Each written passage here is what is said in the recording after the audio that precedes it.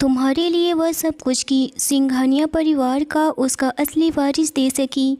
अपने एक बेटे को तो खो चुकी हैं, पर अब तुम ही उनका मान सम्मान बचा सकती हो। आंटी ने तो अपना 100% दिया, अब तुम आंटी के किए हुए वादे को निभाओगे। आंटी अपना वादा पूरा कर चुकी हैं कि वह तुझे सिंघानिया खानदान के हर बुरे लोगों से तुम्हें दूर रखेंगी जब तक वह जिंदा है। और यह सब किसकी वजह से? सिर्फ़ और सिर्फ तेरी, क्योंकि वह तुझे बचाना चाहती थी। हमें बदला लेना है वंश, सिर्फ बदला। वंश, वह लड़की अभी सिर्फ थोड़ी परेशान है। उसकी इतनी लंबी ज़िंदगी है, वह संभल जाएगी। पर अगर एक बार वह इस गंदगी में आई तो वह कब तक सरवाइव करेगी पता नहीं। और एक बात बता, क्या तू उसे बता सकता है कि तू किसी की जान लेने से पहले एक पल को नहीं सोचता है? क्या बता सकता है कि तू अपने ही रिश्तेदारों के खिलाफ उनकी मौत बनकर खड़ा है, जबकि वह एक गोद लिए हुए रिश्ता चला रही है? बता सकता है कि तूने कैसे कैसे चालें चली है, कितने ही बिजनेसमैन को रातों रात ख़त्म किया है? दुनिया में ऐसी कौन सी सही गलत चीज़ है जो तूने नहीं की है? और वह भी उस लड़की से जो सिर्फ तेरे जरा से सेडक्टिव लुक को बर्दाश्त नहीं कर सकती है। अपने सपनों की दुनिया से बाहर आओ और देखो, और तुम ख़त्म हो जाओगे। तुम समझते क्यों नहीं हो? वंश आंखें बंद किए हुए बैठा हुआ था और उसकी आंखों में 12 साल पहले की वह मनहूस रात घूम रही थी। उस रात के एक एक सीन उसकी आंखों के सामने तैर रहा था और वंश का पूरा शरीर गुस्से से कांप रहा था। यह देखकर के राज डर गया कि वंश को फिर से अटैक पड़ेगा। उसने जल्दी से विशेष से डॉक्टर को लाने को बोला, लेकिन जैसे ही वंश बेहोश होने वाला था वैसे ही उसके सामने एक दूसरा ही सीन आ गया। और वह था जब उसने पहली बार वर्षा उस कैंटीन में टकराई थी और उसके ऊपर खाना गिरा हुआ था और उसका मुंह बन गया था। भोली सी सूरत बनाकर वह उसके सामने खड़ी थी और अपने सर झुकाए हुए डरी सहमी थी। और रेस्टोरेंट में बहुत ही मुस्कुराते हुए उसे बैठे हुए उसके चेहरे को देखा था, जैसे चांद के टुकड़े को देख रहा हो। और वह उसके जाते ही रेस्टोरेंट में उठ कर के मुस्कुराते हुए खड़ी हो गई और हाथ बढ़ा कर के बैठने का इशारा की और हेलो बोली। वंश ने हाथ बढ़ाकर उसे पकड़ने की कोशिश किया, लेकिन तभी सीन बदला और उसने देखा कि वर्षा अंधेरे में ज़ोर से चीखी और झटके से वंश के गले लग गई। और वंश उसके झटके के साथ ही वर्षा चीखते हुए वंश जाग गया। वह एकदम पागलों की तरह कर रहा था। सब लोग देख करके उसे चौंक गए थे और डर गए थे कि अचानक से वंश को क्या हो गया। जब उसने आंखें खोली तो उसने देखा कि राज और विशेष उसे पकड़े हुए हैं और डॉक्टर ने इंजेक्शन देने की तैयारी कर रहे हैं। वंश ने गहरी सांस लेते हुए एक बार अपनी आंखें बंद की और फिर खुद को रिलैक्स करते हुए बोला, इसकी ज़रूरत नहीं है, आज मैं बिल्कुल ठीक हूँ। पर राज को विश्वास नहीं हुआ। उसने थोड़ी हिचकिचाते हुए पूछा, तुम सच में ठीक हो ना? पर आज से पहले तो तू कभी भी इस ट्रॉमा से बाहर अपने आप को नहीं निकाल पाए, कैसे? डॉक्टर और विशेष ने भी उसे सवालिया नज़रों से देखा तो वंश ने उन्हें पूरी बात बता दिया। डॉक्टर भारद्वाज ने अपना सर हिलाते हुए बोला, सर ऐसा हो सकता है क्योंकि गुस्सा भी एक साइकोलॉजी रिएक्शन है और आपका गुस्सा आपकी यादों से जुड़ा हुआ है।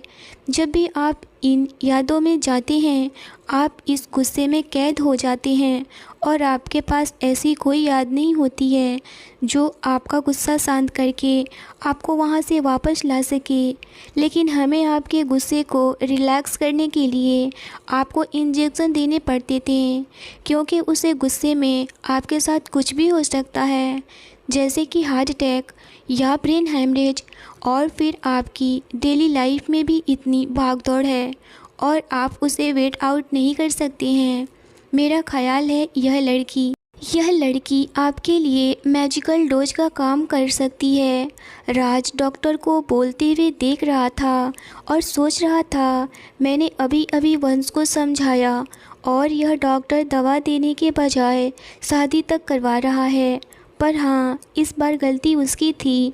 उसे वंश को वह हादसा याद दिलाना नहीं चाहिए था। अगर वंश की हालत इसी तरह ख़राब होती रही तो वंश के साथ कुछ भी हो सकता है। कुछ सोच कर के राज ने एक गहरी सांस ले लिया और कहा, सॉरी वंश, मुझे खुद पर कंट्रोल नहीं रहा। मेरे ख्यालों से डॉक्टर सही कह रहे हैं। अगर वह लड़की तेरी दवा है तो मैं वह दवा तुम्हारे पास लाने की पूरी कोशिश करूँगा। दवा की सेफ्टी की जिम्मेदारी मेरी है। जितना हो सके मैं उसे प्रोटेक्ट करूँगा, पर तुझे भी अपनी तरफ से सावधानी रखनी होगी। आज तक हमने जितने भी गलत काम किए हो, एक मासूम की बलि नहीं देंगे। हमने अपनी तरफ से। राज ने उसके कंधे पर हाथ रखा तो वंश ने उसके हाथ पर अपना हाथ रख दिया और उसकी तरफ देखकर बोला, तो कब से सॉरी बोलने लगा है? यह ज़िंदगी तेरी और दादी की ही तो है ना। मैं वादा करता हूँ वर्षा के साथ वह सब कुछ कभी नहीं होगा और मैं उन लोगों को जल्दी से जल्दी उनकी सही जगह भेज दूँगा। डॉक्टर के जाने के बाद वंश ने अपने वॉशरूम में नहाने चला गया और राज और विशेष भी 1 घंटे बाद वह तीनों रिसॉर्ट की लॉबी में पहुँचे, जहां स्टाफ के लोग ब्रेकफास्ट कर रहे थे। वंश ने वहां वर्षा और अनु को नहीं देखा तो उसने विशेष से ब्रेकफास्ट उनके रूम में भेजने को बोल दिया। फिर हाथ में माइक लेकर के अपने स्टाफ को अटेंड किया। आप सबको इस कंपनी की तरफ से इस ट्रिप की बहुत खुशी है। इस कंपनी की सफलता में जितना हाथ सिंघानिया ख़ानदान का है, उससे कहीं ज़्यादा आप सबका है। और यह वीकेंड आप सबको हमारी तरफ से एक छोटा सा थैंक यू है। उम्मीद करता हूँ कि आप सब इसी तरह से इस कंपनी को अपना समझकर आगे बढ़ाते रहेंगे। अब आप सब यहाँ होने वाली अलग अलग एक्टिविटीज़ एंजॉय कीजिए। आपसे शाम की पार्टी में मुलाकात होगी। Thank you. इतना बोलकर वह तीनों वापस अपने कमरे की तरफ चले गए। विशेष ने हॉल में लगे हुए टीवी में एक्टिविटी एरिया का लाइव टेलीकास्ट चालू कर दिया और अपने लैपटॉप में सारे रिसॉर्ट के कैमरे लाइव ऑन करके वंश के सामने रख दिया। वंश अपना लैपटॉप ऑन करके ऑफिस का काम करने लगा। उसे काम करता देखकर राज ने मुंह बनाते हुए बोला, तू यहाँ रिलैक्स करने आया है या काम करने? वंश ने बिना उसकी तरफ देखते हुए बोला, काम करने। अब जाओ और जाकर के सारे अरेंजमेंट देखो, सब पर नज़र रखना, कहीं कुछ गड़बड़ नहीं होनी चाहिए। तुम और विशेष इस पूरी ट्रिप को जिम्मेदार हो। जहाँ जैसा सही लगे तुम फैसला ले सकते हो। राज ने उसकी तरफ देखा और उठकर चल दिया, लेकिन दरवाजे पर रुक कर बोला, तू मालिक है, एम्प्लॉय नहीं। अपने आप को मशीन मत बना। 1 दिन की तो बात है ना, रेस्ट कर ले तू। वंश ने अपना सर उठाया और राज की तरफ देखकर बोला, मालिक बनना आसान है क्या? राज ने कुछ भी नहीं बोला और वापस जाने के लिए मुड़ा तो वंश ने लैपटॉप पर टाइप करते हुए बोला, वर्षा का ध्यान रखना। राज वहां से निकल कर के एम्प्लॉय की तरफ हॉल में आया और साथ में सोच रहा था कि वंश सच ही तो कह रहा था, मालिक होना इतना भी आसान नहीं है। सबको लगता है कि वह बस ऑर्डर देता रहता है, पर किसी को भी नहीं पता कि वह रात रात भर जाग करके बिजनेस प्लान स्टडी करता है। कंपनी की स्ट्रैटेजी, अराइवल कंपनी की जानकारी, मार्केटिंग का बिहेवियर और भी न जाने क्या क्या देखना पड़ता है उसे। और इसके बाद उसके वह लालची रिश्तेदार जो कि बस इस मौके की तलाश में हैं कि कब वंश एक गलती करे और वह उसकी पोजीशन छीन ले। लोगों के लिए वीकेंड होता है पर वंश के लिए नहीं। आज तक कभी भी वंश को अपने बिस्तर पर पड़े हुए नहीं देखा है। आज तक कि वह दिन भर बिस्तर पर पड़ा हो। जब देखता हूँ तब वह काम करती रहता है। आखिर वह भी इंसान है, वह भी थका हुआ होता है, मगर नहीं, किसी को उसका कोई फ़िक्र नहीं है। पर वह तो मेरा जिगरी यार है ना, मुझे तो फ़िक्र है ना उसकी। मैं हमेशा उसके साथ रहूँगा, चाहे कुछ भी हो जाए। राज एक्टिविटी एरिया में आकर के एक कोने में अपनी वाइन लेकर के बैठ गया और विशेष कंपनी के स्टाफ के साथ टीम बिल्डअप और फन एक्टिविटी एंजॉय करने लगा। करीब 2 बजे वर्षा और अनु भी वहां पर आ गईं। कुछ लड़के और लड़कियां क्रिकेट खेल रहे थे। वह दोनों भी आकर के उस मैच में ज्वाइन कर लेती हैं। तभी एक हैंडसम सा लड़का आता है और उसके पास आकर वह भी खेलने की कोशिश करने लगा। उस लड़के के गेंद पर वर्षा बाउंड्री मार देती है, जिस वजह से उस लड़के का मुंह बन जाता है और वर्षा का चेहरा बहुत ही खिल जाता है। तभी वह ज़ोर ज़ोर से चिल्लाती हुई बोली, मैं बाउंड्री मार दिया, मैं अपनी टीम को जिता चुकी हूँ। वंश ने खुद को काम में पूरी तरह से डुबा लिया था, इतना कि उसे आसपास का कुछ भी होश नहीं था। पर तभी उसके कानों में एक ऐसी आवाज़ पड़ी जिससे वंश के बॉडी की सारी नसों में एक करंट सा पैदा हो गया। उसने नज़र उठाकर देखा तो वर्षा अपने हाथों में बैट पकड़े हुए बहुत ज़्यादा ही खुश हुए जा रही थी। वह जिस अंदाज में खड़ी थी और जिस अंदाज में बोल रही थी, उसे देखकर वंश उसमें खो सा गया था और उस पर उसकी वह मासूम सी स्माइल। और जब फिर से उस लड़के के बॉल पर उसने फिर से बाउंड्री लगाई तो उस वक्त वर्षा का चेहरा पूरे स्क्रीन पर छा गया और वंश ने स्क्रीन को वहीं लॉक कर दिया। वंश अपनी चेयर से उठा और टीवी की स्क्रीन के पास गया। उसने स्क्रीन पर हाथ फेरा। उसका हाथ वर्षा के माथे से होते हुए उसकी आंखों और नाक के नीचे आकर के वर्षा के लिप्स पर रुक गए। वंश ने अपने अंगूठे को वर्षा के लिप्स पर फिराने लगा और फिर उसे किस करते हुए आंखें बंद कर लिया। अचानक ही वंश का फ़ोन बज उठा और वह झटके से अपने ख्यालों से बाहर आया। वापस अपनी टेबल पर आकर वंश ने फ़ोन रिसीव किया। वह देखा कि राज का कॉल था। उसने गुस्सा होते हुए फ़ोन उठाया था। इससे पहले कि वंश कुछ बोलता, राज की आवाज़ उसके कानों में पड़ी, अबे ठरकी, बस भी करो, अब हद होती है। इतना पागल हो गया है कि यह भी भूल गया है कि हॉल में कैमरा लगा हुआ है और तेरी टीम देख रही है यह सब। उसकी बातें सुनकर के वंश बहुत चकरा सा गया था। उसे याद ही नहीं रहा कि उसकी सेफ्टी के लिए राज ने हमेशा की तरह उसके रूम और आसपास का सारा एरियाज हिडन कैमरा के अंदर कर रखा होता है और वह 24 आवर्स एक पूरी टीम इस तरह उस पर नज़र रखती है कि वंश को कुछ भी हो तो उन्हें पता चल जाए। चारों तरफ से प्रोटेक्शन वंश के लिए रखा जाता है जिससे कि वंश को कोई भी प्रॉब्लम ना हो। उसने गुस्से से अपनी मुठिया कसते हुए कहा, टीम को क्या देखना है क्या नहीं वो अच्छे से जानते हैं, पर तू क्यों देख रहा है? तुझे तो मैंने वर्षा पर नज़र रखने को बोला था ना, और तू मुझे देख रहा है। राज ने उसे कड़क आवाज़ में बोला, मैं दोनों काम एक साथ कर सकता हूँ और इसीलिए मैंने तुझे फ़ोन किया है, वरना तेरा सपना तोड़ने का मेरा कोई मूड नहीं था। तुझे तो स्क्रीन लॉक कर दिया है ना, और यहाँ कोई और अपना दाल गलाने में लगा हुआ है। स्क्रीन अनलॉक कर और देख क्या चल रहा है यहाँ। वंश ने फ़ोन काटा नहीं और स्क्रीन अनलॉक कर दिया तो देखा कि एक बहुत ही हैंडसम सा लड़का जो कि वर्षा की उम्र के बराबर ही था, हाथ में बॉल लिए हुए वर्षा की तरफ बॉलिंग कर रहा था और वर्षा भी उसे देखकर कि बहुत ज़्यादा खुश हो रही थी। यह लड़का तो बस वर्षा के साथ खेल रहा है, बॉलिंग कर रहा है, क्या प्रॉब्लम है? पर यह है कौन? राज ने उस लड़के की तरफ देखते हुए बोला, यह बॉलिंग वर्षा के कहने पर ही हो रही है क्योंकि अब ओवर ख़त्म हो चुका है, पर फिर भी वह लड़का उसको बॉलिंग कराए जा रहा है और यह तेरा पहला अराइवल है। यह सुनते ही वंश ने एक जलती हुई नज़र टीवी पर डाली और बोला, इसकी कुंडली मुझे चाहिए सिर्फ़ और सिर्फ 1 घंटे के अंदर, और ख़त्म करो यह सब नाटक। सबको बोलो रेस्ट करने के लिए, शाम की पार्टी के लिए सबको रेडी होना है।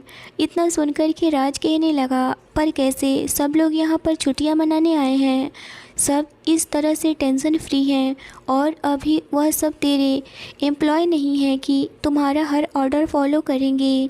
इतना सुनना था कि वंश गुस्सा होते हुए बोला, मैंने कहा ना, जो कहा उसे फॉलो करो, और अगर नहीं होता है तुमसे तो यह भी बोल दो कि मैं खुद आकर उन्हें ऑर्डर दे देता हूँ। इतना सुनते ही राज बोला, उफ़ सिट मैन। इतना सुनकर राज हॉल में गया और सभी लोगों को कहने लगा, आप लोग अपना कार्यक्रम बंद करिए और चल करके लंच करिए, बहुत काफ़ी टाइम हो गया है, रात की पार्टी के लिए भी रेडी होना है। इतना कहकर के वह अपने कमरे की तरफ आ गया। विशेष राज और वंश के लिए भी लंच लगा चुका था। राज आया और उसे बहुत ही तगड़ी भूख लगी हुई थी। वह बैठ गया लंच करने के लिए, मगर वह वंश से बिल्कुल भी बात नहीं किया। यह देखकर वंश मुस्कुराया और बोला, क्या हुआ, आवाज़ भी नहीं करोगे क्या? मैंने जो बोला था उस लड़के का डिटेल निकालने के लिए तुमसे, क्या निकाल लिए? यह सुनकर के राज बोला, बस कुछ ही मिनट में मेरे पास सारे डिटेल आ जाएंगे, तुम फटाफट से खाना खा लो, मैं बताता हूँ। यह सुनते ही वंश का खाना इतना फटाफट ख़त्म हुआ कि आज से पहले इतना जल्दी उसने लंच कभी ख़त्म नहीं किया और फ़ौरन से उठ कर के सोफ़े पर बैठ गया और बोला, जल्दी से बता। राज ने अपना फ़ोन खोला और उसमें जो भी डिटेल्स आए हुए थे उसने बताना शुरू किया। इस लड़की का नाम पीयूष सक्सेना है। इसके पापा मम्मी भी बहुत अच्छे जाने माने बिजनेसमैन हैं, मगर वह अपने बिजनेस को छोड़ करके तुम्हारे ऑफिस में आकर के काम कर रहा है। तो सोचो कि फिर वह किस वजह से काम कर रहा है, मतलब कि वह सिर्फ़ और सिर्फ शायद वर्षा के लिए। यह लड़का वर्षा के कॉलेज का 3 साल सीनियर रह चुका है, तभी के आसपास इसने यह कंपनी ज्वाइन की है। इससे पहले भी हमारी कंपनी से इसके पास ऑफ़र गया हुआ था, लेकिन इसने एक्सेप्ट नहीं किया। आफ्टर वर्षा इसने यह कंपनी ज्वाइन की और इसने फ़ैसला किया, तेरी दादी ने बहुत पहले ही खुद तेरा अराइवल यहाँ बुलाया और इसे खुद वर्षा के पास रखा हुआ है। और दिक्कत यह है कि यह तेरी कंपनी के लिए बहुत ही ज़्यादा फ़ायदेमंद है।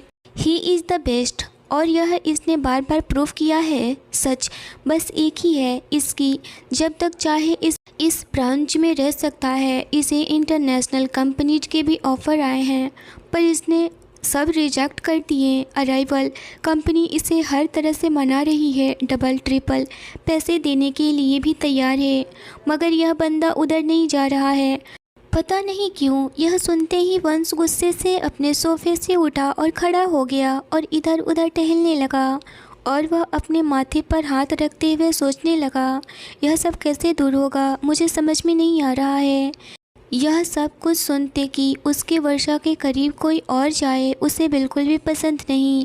उसे बहुत ज़्यादा गुस्सा आ रहा था, तो उसने टेबल पर एक मुक्का ज़ोर से मारा, जिससे कि वहाँ पर रखे हुए मिरर के ग्लास उसके हाथों में टूटकर चुभ गए और उसके हाथों से बहुत तेज़ी से ब्लड निकलने लगा।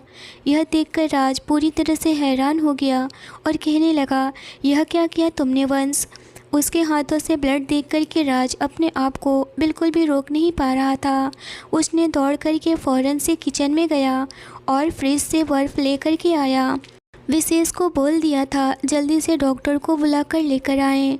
डॉक्टर भी दौड़ते हुए आए और तब तक इधर राज भी उसके हाथों में बर्फ़ लगा चुका था और ब्लड काफ़ी हद तक कंट्रोल हो चुका था। डॉक्टर आए तो बैंडेज कर चुके थे और कुछ दवाइयाँ देकर चले गए। राज ने उसे देखा तो पूछा, अब क्या हुआ? राज ने उसके हाथ की तरफ इशारा करते हुए बोला, ऐसे कैसे जाएगा पार्टी में तू? अब वंश ने उसकी तरफ देखा और कहा, तुझे लगता है कि यह जरा सी चोट मुझे रोक सकती है मुझे पार्टी में जाने से? इतना कहकर दोनों हंसने लगे थे। शाम के 7 बजे वही वर्षा अपने रूम में रेडी हो रही थी और अनु भी। वर्षा वॉशरूम से कपड़े चेंज करके आई तो अनु ने उसे देखते हुए मुँह बना लिया और कहने लगी, यह क्या पहना है? यह जीन्स कौन पहन कर जाता है पार्टी में? अरे यार, इतना अच्छा तो लग रहा है ना, देख टॉप के ऊपर जैकेट भी तो है ना, कितना अच्छा है। यह कहते हुए वर्षा अनु की तरफ देख रही थी। अनु कहने लगी, अगर तूने काउंटर के अलावा भी कुछ पढ़ लिया होता तो आज भी सिंगल नहीं होती और ना ही मुझे रहने देती। यह सुनकर के वर्षा ने मुंह बना लिया। इतना कहकर अनु ने अपने सूटकेस से एक पर्पल कलर की बहुत ही खूबसूरत सी नेट की साड़ी निकालकर उसे दी और कहने लगी, यह लो, इसे पहन लो और इसके साथ यह मैचिंग ब्लाउज। साड़ी को देखते ही वर्षा मुंह बनाते हुए बोली, पर अनु, मुझे साड़ी पहनना नहीं आती है। यह सुनकर के अनु कहने लगी, यह साड़ी ऐसी है तुम्हें पहनने में कोई दिक्कत नहीं होगी। यह रेडी फॉर वेयर साड़ी है, इसको पहनने में कोई भी दिक्कत नहीं होती है। और मैं किस मर्ज की दवा हूँ, मैं हूँ ना तुम्हारी हेल्प करने के लिए। इतना कहकर वह कहने लगी, इसको जल्दी से चेंज करके आओ, जितना हो सके पहन लेना, उसके बाद तो बाहर आना, मैं तुम्हारी हेल्प कर दूंगी। इतना सुनकर वर्षा वॉशरूम में चली गई, मगर वह आधे अधूरे साड़ी पहनकर आई। यह देखकर अनु स्माइल करते हुए बोली, ऐसे नहीं पहनती हैं स्वीटहार्ट, मैं हूँ ना। और अनु ने उसे बहुत ही अच्छे तरीके से सलीके से साड़ी को पेयर कर दिया और उसके हिसाब से मेकअप के लिए वह उसे मिरर के सामने लेकर गई। वर्षा जानती थी अनु अब मेकअप करेगी, वह मानेगी नहीं। वर्षा कहने लगी, तू तो जानती है ना मैं मेकअप नहीं करती, मुझे पसंद नहीं है। और अनु उसे ज़बरदस्ती बैठाते हुए बोली, पता है, इसीलिए ज़्यादा तेरे चेहरे को रंगीन नहीं बनाऊंगी, तुझे दूसरी लड़कियों की तरह, बस तेरी आंखें और लिप्स और कुछ नहीं। वर्षा ने हाँ में सर हिला दी। अनु ने ग्लिटरी पर्पल आई शैडो से उसकी आंखों में स्मूथली लुक दिया और हल्की सी रेड लिपस्टिक वर्षा के लिप्स पर लगा दिया।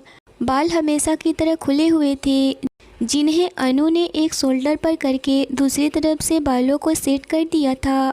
पूरी तैयार होने के बाद वर्षा ने जब खुद को आईने में देखा तो वह भी शर्मा गई और हैरान भी हुई। आज से पहले उसने खुद को इतना खूबसूरत तरीके से कभी तैयार होते हुए नहीं देखा था। और अनु तो उसे देख देख कर आहें भर रही थी। उसने वर्षा के कान के पीछे जाकर काला टीका लगा दी और कहने लगी, तुम्हें किसी की नज़र ना लगे और कोई तो रोक लो, मैं तो मर ही जाऊंगी अपनी स्वीटहार्ट पर।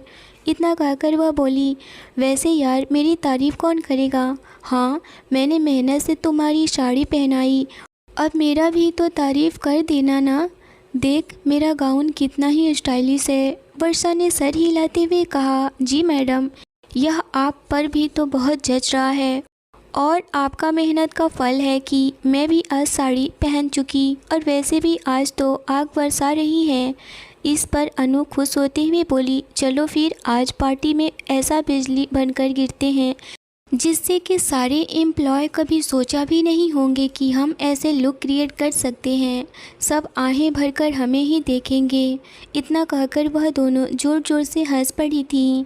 जब वर्षा और अनु गेट पर आई तो स्पॉटलाइट उन पर गिरी और पूरी पार्टी एकदम से शांत हो गई। सब लोग हैरान थे कि अकाउंटेंट डिपार्टमेंट में यह लड़कियां जो इतनी लो प्रोफाइल रखती थी, उन्हें आज क्या हुआ और यह दोनों क्या लग रही हैं, एकदम से बवाल। सारे लड़के उन दोनों को ही घूरे जा रहे थे। सब कुछ एकदम से शांत हो गया तो वंश, राज और विशेष का ध्यान भी उस तरफ गया और जैसे ही वंश की नज़र वर्षा पर पड़ी, उसके हाथ में पड़े हुए वाइन के ग्लास कांप गए और वह लड़खड़ा करके 2 कदम पीछे हट गया और एक सोफे पर बैठ गया। उसकी नज़र एक बार भी वर्षा से हटने का नाम नहीं ले रही थी। उसकी आंखें चौड़ी हो गई थी और उसकी धड़कनें काफ़ी तेज़ हो गई थी और वह आहें भरते हुए दूसरे हाथ से अपने दिल पर रखा हुआ था और सोचने लगा, वह लड़की जो कल तक छुई मुई सी मासूम सी दिखती थी, वह आज इतनी सेंसिबल कैसे हो सकती है। सच्चाई तो यह थी कि वह साड़ी, यह मेकअप अगर किसी और लड़की पर होता तो शायद बहुत ज़्यादा ही अजीब लगता, पर वर्षा ने उसे ऐसे पेयर किया था जैसे कि बिल्कुल एकदम सी बच्ची की तरह लग रही थी उस साड़ी में। उससे मासूम वर्षा का जो रूप निकला, उसे सब हैरान थे और उस पर उसकी वह साफ नशीली आंखें किसी को भी उसे पाने के लिए मजबूर कर देगी। वंश का दिल कह रहा था कि एक बार के लिए उसे गले से लगा ले। आज उसका दिल उछल उछल कर बाहर आ रहा था। वंश ने अपनी आंखें बंद कर लिया, वर्षा के उस रूप को अपनी यादों में कैद कर लिया और फिर उसकी तरफ पीठ करके खड़ा हो गया। पर सिर्फ वही जानता था कि उस पर क्या बीत रहा था। जब वह पीछे मुड़ा था तो वह चाहे तो इस वक्त अपने आप में ही वर्षा को छुपा ले ताकि कोई उसे देख न ले। वह दुनिया की नज़रों से उसे छुपा लेना चाहता था। वह जानता था कि उसका एक गलत कदम हमेशा के लिए वर्षा को उससे दूर कर सकता है। इसीलिए वह वर्षा को बस दूर से ही देख आहें भरा करता था।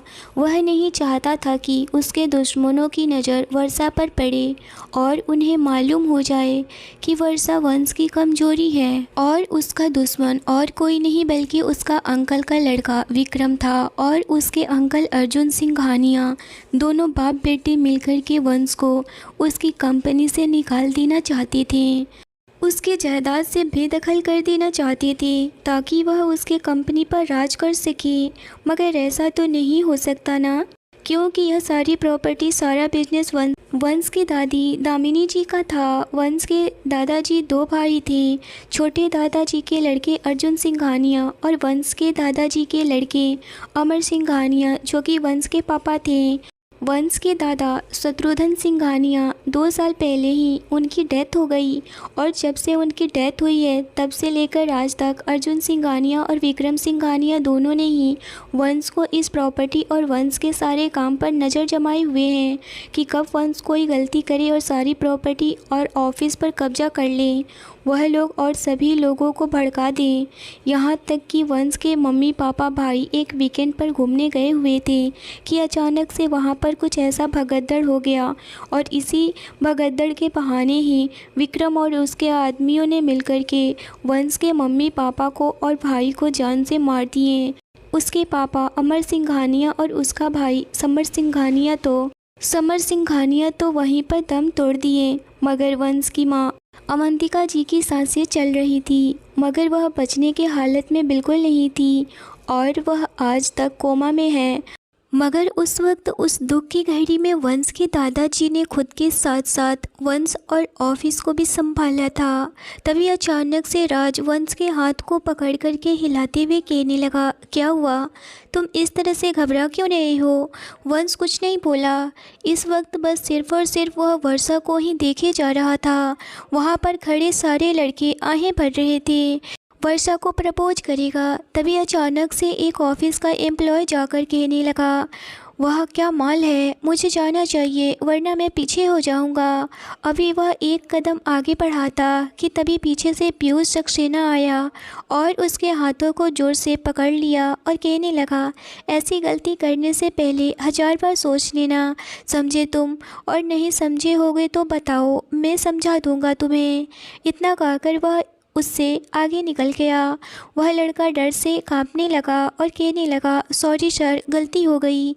पीयूष सोचने लगा कि मैं आज तक वर्षा को अपने दिल की बात नहीं बताया, पर यह सही मौका है, आज मैं अपने दिल की बात वर्षा को बता ही देता हूँ। वह आगे बढ़ते हुए गया। उसने चेक शर्ट और ब्लू जीन्स और ब्लेजर पहने हुए था। वह धीरे धीरे कदमों से वर्षा के पास गया और बोला, एक्सक्यूज मी। वर्षा उसकी तरफ पलटी तो देखती है कि यह तो पीयूष है। वह उसको देखकर हेलो बोली। पीयूष उसके आगे अपना हाथ करते हुए बोला, क्या हम दोनों दोस्त बन सकते हैं? वर्षा सोच में पड़ गई कि उसे क्या बोले। वह कहने लगी, बट यह कॉलेज नहीं है, यह तो ऑफिस है हमारा। दोस्त बनने के ज़रूरी है क्या? पीयूष अपने हाथों को टेढ़े करके खींचते हुए बोला, या ऑफ कोर्स, क्यों नहीं ज़रूरी है।